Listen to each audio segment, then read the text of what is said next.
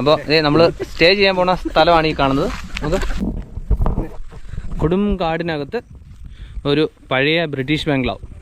ഇത് നമ്മൾ ടോപ്പ് സ്ലിപ്പിൽ നേരെ എത്തുക, അതായത് നമ്മുടെ സേതുമട ചെക്ക് പോസ്റ്റ്. അപ്പോൾ അവിടെ കയറി വന്നു കഴിഞ്ഞാൽ ഈ കാണുന്നതാണ് ഇൻഫർമേഷൻ സെൻറ്റർ. അപ്പോൾ ഇവിടെ നമ്മുടെ ടിക്കറ്റ് ഡീറ്റെയിൽസും പേരും ഡീറ്റെയിൽസും ഒക്കെ എഴുതി കൊടുക്കുക. ഇവിടുന്ന് നമ്മുടെ കൂടെ ഒരു ഗൈഡ് വരും. നമ്മുടെ സ്റ്റുവർട്ട് ബംഗ്ലാവിലോട്ടുള്ള ഈ അവസാനത്തെ 1 കിലോമീറ്റർ അത്യാവശ്യം നല്ല രീതിയിൽ ആനിമൽ സൈറ്റിങ്സ് കിട്ടുന്ന ഒരു റൂട്ടാണ്. നമ്മൾ നട്ടുച്ചയ്ക്കാണ് ഇപ്പോൾ ചെക്ക് ഇൻ ചെയ്തേക്കുന്നത്.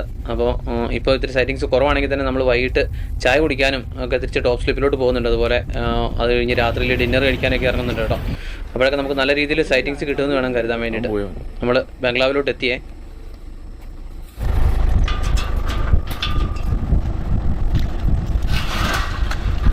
നമ്മളവിടുന്ന് ഒരു ടോപ്പ് സ്ലിപ്പിൽ നിന്ന് 3 കിലോമീറ്ററോളമാണ് ഏകദേശം പറഞ്ഞേക്കുന്നത്.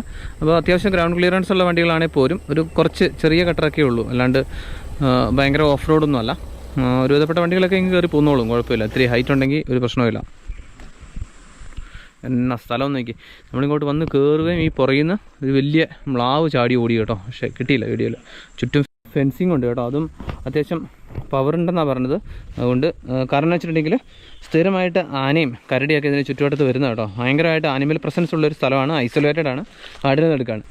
ചായയൊക്കെ പോയി കുടിച്ച് അവിടുന്ന് ഒരു ജംഗിൾ സഫാരി പോകുന്നുണ്ട് നമ്മുടെ ടോപ്പ് സ്ലിപ്പിൽ നിന്ന്. 2-3 ഓപ്ഷൻ ഉണ്ട്, ബസ്സുണ്ട്, അതല്ലെങ്കിൽ നമുക്ക് ജീപ്പ് എടുത്തു പോകും. അപ്പോൾ നമ്മൾ അവിടുന്ന് ജീപ്പ് എടുത്തൊരു സഫാരിക്ക് പോകാൻ വേണ്ടിയിട്ട് പോകണേ. നമ്മൾ വൈകിട്ട് ഏറ്റവും അവസാനത്തെ സഫാരി, അതായത് 4 മണി വരെയൊക്കെ സഫാരി കൊടുക്കത്തുള്ളൂ. അപ്പോൾ നമ്മൾ ആ സമയത്തുള്ള സഫാരിയാണ് എടുത്തേക്കുന്നത് കേട്ടോ. അതുകൊണ്ട് തന്നെ ലാസ്റ്റ് സഫാരി ആയതുകൊണ്ട് വൈകിട്ട് ആനിമൽസൊക്കെ ഇഷ്ടംപോലെ ഇറങ്ങി തുടങ്ങിയിട്ടുണ്ട് വഴിയിൽ. നോക്കിയൊരു യമണ്ടൻ കൊമ്പൻ നിൽക്കുന്നത് ആനക്കൊട്ടിലിൻ്റെ അവിടെ എത്തിയേ.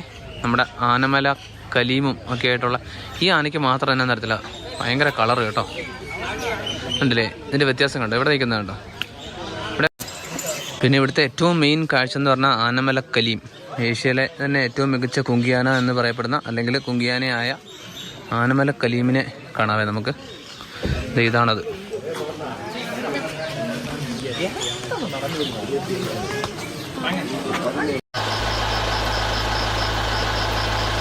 നമ്മൾ തിരിച്ചു വരുന്ന വഴിക്ക് ഇഷ്ടം പോലെ കാട്ടുപോത്തും മ്ലാവും ഒക്കെ ആയിട്ട് വഴിയിലുണ്ട്. ഇരുട്ടായപ്പോഴത്തേക്കും എല്ലാം ഇറങ്ങിയിട്ടുണ്ട് കണ്ടോ.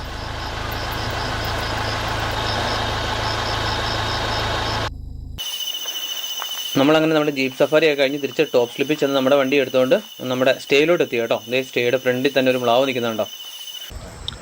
അതുപോലെ ഇതിൻ്റെ ചാർജ് വരുന്നത് 8000 രൂപയാണ് ബുക്കിംഗ് ചാർജ്. പിന്നെ എൻ്റെ ടാക്സും എല്ലാം കൂടെ ചേർത്ത് ഒരു 9000 ആവും 4 പേർക്ക്.